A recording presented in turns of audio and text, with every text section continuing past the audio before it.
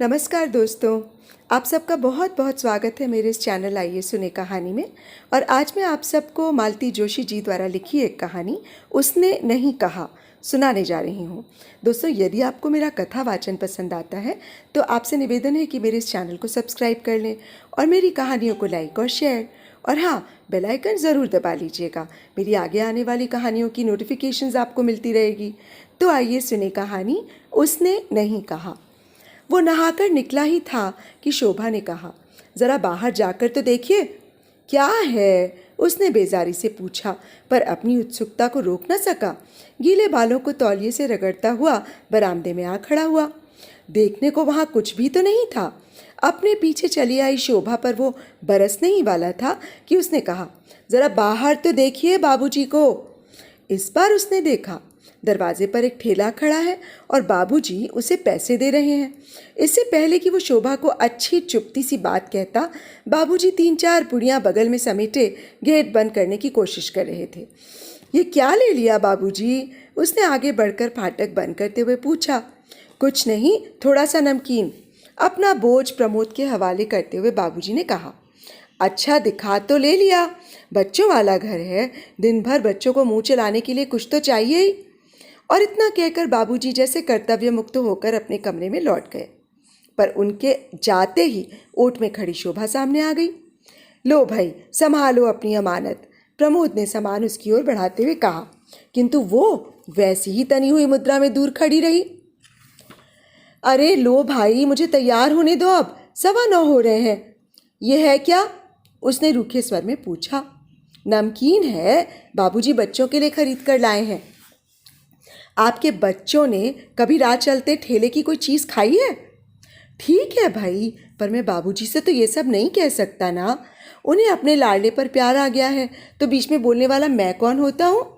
उनका मन हुआ तो वे खरीद लाए। अब तुम्हारा मन हो तो घर में रखो, नहीं तो नौकरों में बांट दो। बस बात खत्म। नहीं, बात यहीं खत्म नहीं। प्रमोद भीतर जाने को मुड़ा ही था कि शोभा का सख्त स्वर सुनकर बीच ही में रुक गया। क्या? ये कि इसका मतलब मैं बखूबी समझती हूँ। साफ साफ कहो ना, वक्त बेवक्त कुछ देखती नहीं, बस बहस लेकर बैठ जाती हो। ज़रा घड़ी तो देखो। मुझे मालूम है कि ये सब मुझे दिखाने के लिए किया गया है। मेरी समझ में अब भी कुछ नहीं आ रहा, ठीक से बताओ। 2-4 दिन से उनकी मंडली को नाश्ता नहीं दे पा रही हूँ ना, इसीलिए यह नाटक रचा गया है। लेकिन क्या नाश्ता नहीं दिया गया? तुम्हें मालूम है कि बाबूजी सूखी चाय कभी नहीं पीते। बाबूजी के लिए किसने मना किया? पर पूरी बारात को तो मैं रोज़ नहीं खिला सकती ना। बिस्कुट उस्कुट से काम चल जाता तब भी गनीमत थी। पर आपके पिता तो चाहते हैं कि दिन भर हलवाई की कढ़ाई चढ़ी रहे। पता नहीं किस ज़माने में रहते हैं। ना तो उन्हें इस बात की परवाह है कि बाजार आकाश छू रहा है, ना इस बात का ही ख्याल कि घर में गैस नहीं है या कि नौकर बीमार पड़ा है। मजबूर हैं बेचारे, माँ ने ऐसी शाही आदतें डाल दी हैं, अब भला इस उम्र में छूटेंगी वे? पर शोभा को तसल्ली नहीं हुई। खाने की मेज पर भी उसका भुनभुनाना जारी रहा। आखिर तंग आकर प्रमोद बोला, अच्छे भले पड़े थे गांव में, तुम्हें ही शौक चढ़ा था ना बुलाने का, अब क्यों रोती हो? हम लोगों के होते हुए वहाँ उनका अकेले रहना क्या अच्छा लग रहा था? आखिर संतान किस दिन के लिए होती है? शोभा ने बुजुर्गाना लहजे में कहा। जब इतनी समझदार हो तो सहना भी सीखो। तुमने क्या सोचा था कि बाबूजी आएंगे तो मोम के गुड्डे की तरह कमरे में बैठे रहेंगे? मैं क्या पागल हूँ? बल्कि मैंने तो सोचा था कि घर में बड़े बुजुर्ग के रहने से एक दबदबा सा रहेगा, बच्चों पर कुछ अच्छे संस्कार होंगे, आपके टूर पर जाने के बाद अकेला सा नहीं लगेगा, कभी कभार सिनेमा या क्लब जाते समय बच्चों को निश्चिंत होकर छोड़ा जा सकेगा। तुम्हारी ये सारी ख्वाहिशें पूरी नहीं हो रही हैं, फिर ज़रा सी बात का बतंगड़ क्यों बना लेती हो? ज़रा सब्र से काम लेना सीखो। कहने को प्रमोद कह गया, पर जानता था कि अब मेज पर बैठना खतरे से खाली नहीं है। शोभा अगर शुरू हो गई तो दफ्तर के लिए लेट करवा कर ही छोड़ेगी। बार बार घड़ी की ओर देखता हुआ वो फुर्ती से उठ खड़ा हुआ और वॉश बेसिन पर हाथ धोने लगा। बात आधे में ही छूट जाने से शोभा क्षुब्ध हो गई है। वो साफ देख रहा था अब सौंफ, इलायची, पेन, रुमाल, स्कूटर की चाबियां, सारी चीज़ें चुपचाप उसके पास लाकर रख दी गईं और वो चुपचाप सिर झुकाए जूते पहनने का नाटक करता रहा। घड़ी की सुई प्रतिपल आगे भाग रही थी और मान मनोवल का जरा भी उसके पास समय नहीं था। यही तो हो जाता है, शोभा जरा जरा सी बात पर बुरा मान जाती है, पर वही बातें वो कितनी बार सुने, और सुन भी ले तो निराकरण का उपाय क्या है। ये सच है कि बाबूजी के आते ही घर में आमदरफ्त बढ़ गई है। पिछले 10 साल से वो शहर में है, पर गिने चुने लोगों के यहाँ ही आना जाना होता है। मोहल्ले वालों से तो बस दुआ सलाम होती रहती है। कभी घंटे 2 घंटे किसी के यहाँ गए हों ऐसा याद नहीं पड़ता। यहाँ कोई इसका बुरा भी नहीं मानता, सभी अपनी व्यस्त दिनचर्या में डूबे रहते हैं। बाबूजी को यहाँ बुलाते समय प्रमोद इसी बात को लेकर चिंतित था कि उनका समय यहाँ कैसे कटेगा। जब से याद पड़ता है उसने बाबूजी को हमेशा लोगों से घिरे हुए ही देखा है। जानता है कि अकेलेपन से बढ़कर उनके लिए कोई सजा नहीं है, और यहाँ तो दिन भर घर पर सन्नाटा सा खिंचा रहता है। बच्चे सुबह 9 बजे ही स्कूल निकल जाते हैं और स्कूल के बाद ट्यूशन आदि से निपट कर ही घर लौटते हैं। वो भी 10 बजे का गया 6 बजे तक लौट पाता है। इतनी देर बाबूजी घर में क्या करेंगे? लाइब्रेरी की किताबें भी आखिर कोई कितना पढ़ेगा? वैसे भी उन्हें पढ़ने का ज़्यादा शौक कभी नहीं रहा, परंतु बाबूजी के सामने ये समस्या कभी उठी ही नहीं। पहली ही बार सुबह की सैर को गए तो 3-4 पेंशनरों को पकड़ लाए, उन्हें गर्मा गर्म चाय नाश्ता कराया। प्रमोद भी खुश हुआ कि चलो हम उम्रों के बीच अब आसानी से इनका वक्त कट जाएगा। प्रमोद तो अपनी परेशानियों से मुक्त होकर हल्का अनुभव करने लगा था, पर शोभा की परेशानियां एकदम बढ़ गई थीं। सुबह का समय वैसे ही घड़ी से होड़ करते बीतता था, अब इन बुजुर्गवारों के चाय नाश्ते का काम और बढ़ गया था।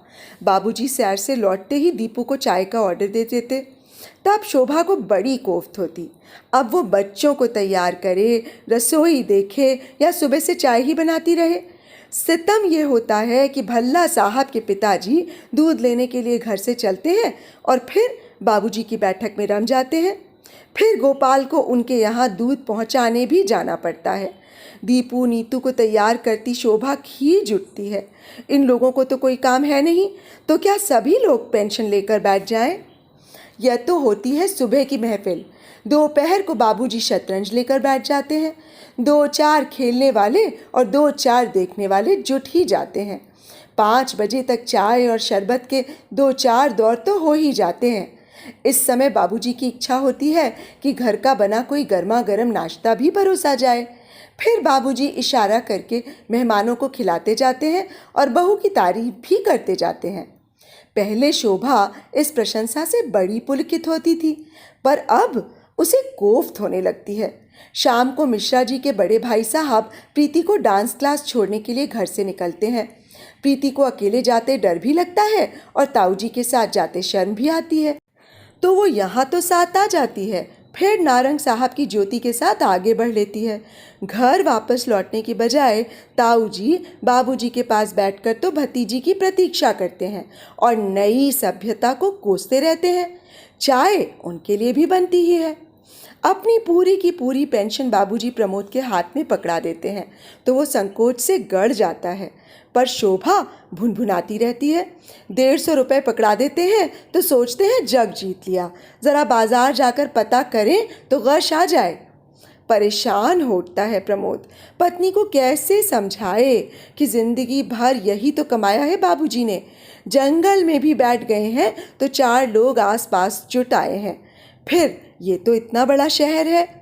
दिन भर बहुत बेचैन बना रहा प्रमोद।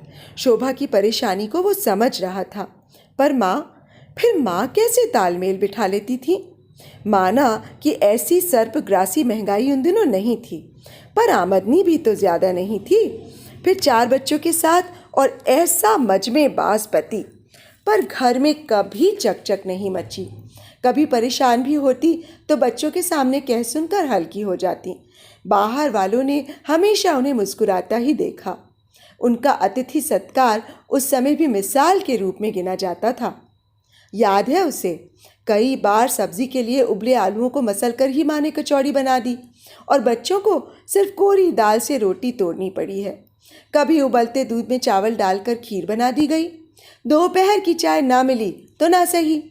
कभी महीने का अंत है तो बच्चे अचार से ही काम चला रहे हैं, पर उस समय भी कोई भूला भटका आ निकलता तो माँ झट से कढ़ाई चढ़ाकर बेसन घोल लेती और आंगन में लगे अजवाइन या पोई के पत्तों की पकौड़ी उतार देती। उनका एक ही सिद्धांत था, अपने घर में हम कैसे भी रह लें, पर घर आया मेहमान संतुष्ट होकर ही जाना चाहिए। और घर में आने वालों की संख्या का कम थी, नाते रिश्तेदार तो खैर थे ही, उनसे ज़्यादा संख्या तो बाबूजी के दोस्तों की थी। कुछ तो इतने बेतकल्लुफ़ कि सीधे रसोई में आ धमकते और बच्चों के साथ ही शुरू हो जाते, पर माँ के माथे पर कभी बल नहीं पड़े।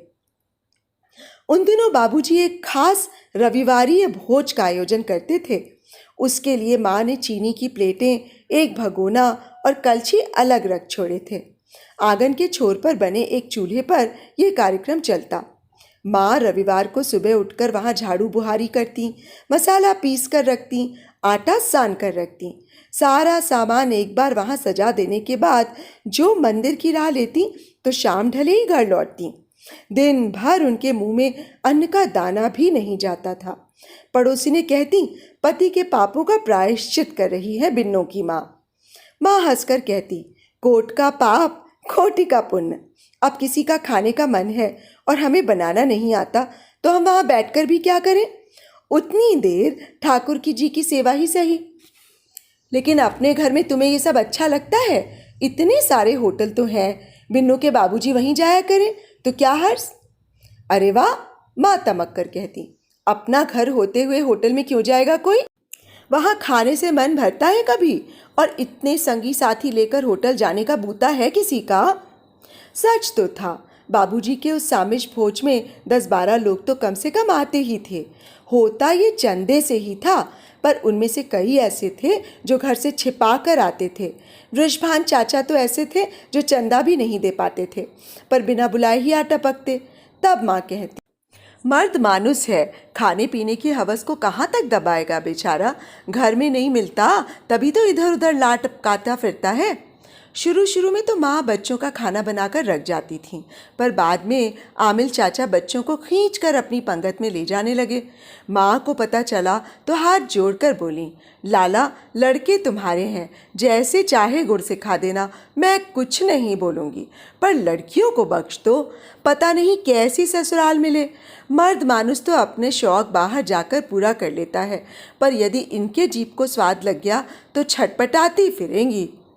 उस समय तो सारी बातें इतनी रूटीन हो गई थीं कि कुछ भी अस्वाभाविक नहीं लगता था, पर आज सोचते हुए कैसा आश्चर्य होता है। मुश्किल से 4 किताबें पढ़ी, कट्टर धार्मिक संस्कारों में पली बढ़ी माँ, इतनी सूझबूझ, इतना विवेक, इतनी सुघड़ता कहाँ से ले आई वो? कौन सा विश्वविद्यालय था जहाँ से माँ ने ये विद्या सीखी थी? अभावों में मुस्कुराने की विद्या, पति के दोषों को खूबसूरती से ढांपने की विद्या, बच्चों के भविष्य में दूर से झांक लेने की विद्या, मध्यम वर्गीय विपन्नता के बावजूद भी सिर उठाकर चलने की विद्या। कहाँ से सीखा था माँ ने ये सब? माँ के लिए उसका मन नए सिरे से श्रद्धा न धोआया।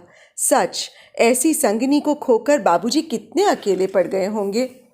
पता नहीं उसके मन में कैसा ज्वार उमड़ा कि घर लौटते समय उसके स्कूटर की सामने वाली बास्केट तरह तरह के खाद्य पदार्थों की थैलियों से भरी हुई थी। इतने पर भी उसका मन नहीं भरा तो कृपाराम हलवाई की दुकान के सामने गाड़ी रोककर उसने 10-12 गरम कचौड़ियाँ भी तुलवा लीं। स्कूटर पार्क कर वो किसी स्कूली बच्चे किसी आतुरता से सीधा बाबूजी के कमरे में घुस गया। बाबूजी, कचौड़ी लीजिए, बिल्कुल कढ़ाई से निकलवा कर लाया हूँ। अपने यहाँ का मशहूर हलवाई है, आपके शहर की टक्कर का तो नहीं, पर अच्छा है। बाबूजी विस्मित हो उसकी ओर देखते रहे, फिर धीरे से बोले, इतनी जल्दी क्या है बेटे? अंदर भिजवा दो, सब लोग साथ ही ले लेंगे। संकोच से गड़ गया वो। ठीक तो है, बाबूजी क्या ऐसे ही हाथ में लेकर खा लेंगे? अपनी उमंग में उसे याद ही न रहा कि शाम की चाय बाबूजी उसके साथ भी ले लेते हैं। स्कूटर का सामान निकालकर गोपाल अंदर ले जा रहा था कि उसने उसे आवाज दी। कचौड़ी का लिफाफा उसे पकड़ाते हुए बाकी सामान खुद ले लिया और अलमारी में एक एक सिरे से जमाने लगा। बाबूजी कुछ देर तो शांति से देखते रहे, फिर धीरे से बोले, ये क्या हो रहा है बेटे? जरा शहर तक निकल गया था, बड़ी फेमस दुकान है वहां, अग्रवाल नमकीन भंडार। सोचा यहाँ तक आया हूं तो कुछ लेता चलूं। ये कुछ है? तुम तो पूरी दुकान ही उठा लाए बेटा। तो क्या हुआ बाबूजी, ये खराब होने वाली चीज थोड़ी है। तली हुई मूंग की दाल, ये बीकानेरी भुजिया, ये रतलामी सेब और ये तली हुई मूंगफलियां, इन्हें आजकल टेस्टी कहते हैं। ठीक है, बाबूजी ने उसे रोकते हुए कहा। अब ले आए हो तो ठीक है, पर यहाँ क्या नुमाइश लगा रहे हो? जाकर बहू को संभलवाओ। इसी प्रश्न से प्रमोद बचना चाहता था। हकलाते हुए बोला, उधर के लिए भी लाया हूं, गाड़ी में पैकेट्स रखे हैं। इधर के लिए अलग से लाए हो? क्यों? अक्सर आपके पास लोग बाग आते रहते हैं ना। तो बाबूजी का स्वर उनकी दृष्टि की तरह ही तीखा था। प्रमोद की सिट्टी पिट्टी गुम हुई जा रही थी, फिर भी हिम्मत करके बोला, दरअसल मैंने सोचा कि कभी आपको अंदर से मंगाते हुए संकोच लगे तो मतलब ये कि वो वक्त बेवक्त कोई आ भी गया तो आप परेशान नहीं होंगे ना। तो बेटे एक काम और करो। जी? एक बिजली का चूल्हा और पतीली भी यहाँ रखवा दो। बेवक्त कोई आए तो मैं चाय भी बना लिया करूं। बाबूजी आप समझ नहीं रहे हैं। मैं सब समझ रहा हूं बेटे, और एक बात तुम भी समझ लो कि मेरे पास जो भी लोग आते हैं वे खाते पीते घरों के शरीफ आदमी हैं। एक कप चाय अगर हम उन्हें पिलाते हैं तो उसमें अपने ही घर की इज्जत बढ़ती है, अपना ही बखान होता है। हम किसी पर एहसान नहीं करते। मैं क्या ये सब समझता नहीं हूँ बाबूजी? इसी वातावरण में तो पलकर बढ़ा हुआ हूँ। पर होता क्या है कि कभी कभी कोई प्रॉब्लम आ जाती है तो लेडीज़ परेशान हो जाती हैं, इसीलिए कह रहा था। हाँ बेटे, ये बात तूने ठीक कही। ना कहता तो शायद मेरी समझ कभी आती ही नहीं। बाबूजी ने नाटकीय मुद्रा में कहा। दरअसल बेटे, मेरे घर में तो कोई लेडो थी ही नहीं। एक सीधी सादी घरेलू औरत थी, इसलिए नहीं जानता कि परेशानी क्या होती है। अच्छा किया बेटा, तुमने बतला दिया। इतनी देर से प्रमोद किसी स्कूली लड़के की तरह भीगी बिल्ली बना हुआ था, लेकिन इस व्यंग्य से जैसे वो तिलमिला उठा। एक तो वैसे ही दिन भर सोच सोच कर परेशान हो गया था। बाबूजी की इस बात ने उसका रहा सहा संयम भी छीन लिया। चीख कर बोला, आप कैसे जानेंगे कि परेशानी क्या होती है? आपने कभी जानने की कोशिश भी की है? हमसे पूछिए कि माँ ने किन हालात में गृहस्थी की गाड़ी खींची है। आपके शौक पूरे करने के लिए उसने क्या कुछ नहीं सहा। कितने कितने त्योहार पुरानी साड़ियों में मना लिए, कितनी सर्दियाँ की इकलौते ऊनी स्वेटर में निकाल दी, कितनी राखियों पर उन्होंने मैके जाने से इनकार कर भाइयों को दरवाजे से लौटा दिया, कितनी बार। लेकिन प्रमोद अपनी बात पूरी नहीं कर पाया। उसने देखा कि बाबूजी का चेहरा सफ़ेद पड़ गया है, पैर कांपने लगे हैं। एकाएक उसका सारा आक्रोश ठंडा पड़ गया। उन्हें सहारा देकर पास की आराम कुर्सी पर बिठाते हुए उसने पूछा, आपकी तबीयत तो ठीक है ना बाबूजी? बाबूजी कुछ नहीं बोले, अपनी हथेलियों में मुंह छिपाए कुछ देर खामोश बैठे रहे। प्रमोद धीरे धीरे उनके तलवे सहलाता रहा। इससे ज़्यादा उसे कुछ सूझा ही नहीं। एक लंबे अंतराल के बाद बाबूजी ने सिर उठाया और डूबती सी आवाज़ में बोले, मैं जानता हूँ बेटे कि मेरी गृहस्थी एक मामूली से क्लर्क की गृहस्थी थी, पर तुम्हारी माँ ने उसे राजा रईसों की सी शान दे दी थी। साक्षात लक्ष्मी का रूप थी वो। मुझे मालूम है कि उसके लिए रोज़ रोज़ नई साड़ियाँ मैं नहीं जुटा सका। ये भी जानता हूँ कि घर आई बहन बेटी नई चूनर के साथ ही विदा हुई है। अपनी जिंदगी चाहे उसने एक ऊनी कपड़े में गुजार दी हो, पर तुम्हारे चाचा लोग शादी होने तक उसी के हाथ का स्वेटर पहनते रहे। घर में हम लोग चाहे जैसा खाते पहनते रहे हों, पर आने वाला मेहमान तृप्त होकर ही लौटा है। मुझ जैसे कि गृहस्थी चलाना उसी के बस की बात थी। वो ना होती तो पता नहीं क्या होता। बाबूजी ने एक दीर्घ निश्वास लिया और बोले, वो ना होती तो गृहस्थी का इतना फैलाव होता ही क्यों। लोग गृहिणी का मन देखकर ही तो डेहरी चढ़ते हैं, नहीं तो क्या चाय होटलों में नहीं बिकती। प्रमोद उत्तर में कुछ कहता, इससे पहले ही उन्हें जैसे कुछ याद आ गया। बोले, अच्छा सच बताना, अभी जो तुम इतना कुछ कह गए तो क्या उसने कभी तुमसे कुछ कहा था? तुम्हें मरने वाले की कसम, सच सच बताना। उनके स्वर की आर्द्रता से प्रमोद परेशान हो उठा। क्षणिक आवेश में कही गई उसकी बात इतने गहरे बैठ जाएगी उसने नहीं सोचा था। सांत्वना में वो कोई अच्छी सी बात कहना चाह रहा था कि गेट खड़का। उसने उचक कर देखा, मिश्रा जी के बड़े भाई साहब आ रहे थे। उसे लगा जैसे ये प्रीति के ताऊजी नहीं, साक्षात भगवान हो। बाबूजी, ताऊजी आ रहे हैं, मिश्रा जी के भाई साहब, उसने बाबूजी का ध्यान बटाते हुए कहा। सचमुच इन शब्दों ने जादू का सा काम किया। पल भर में बाबूजी सहज हो आए।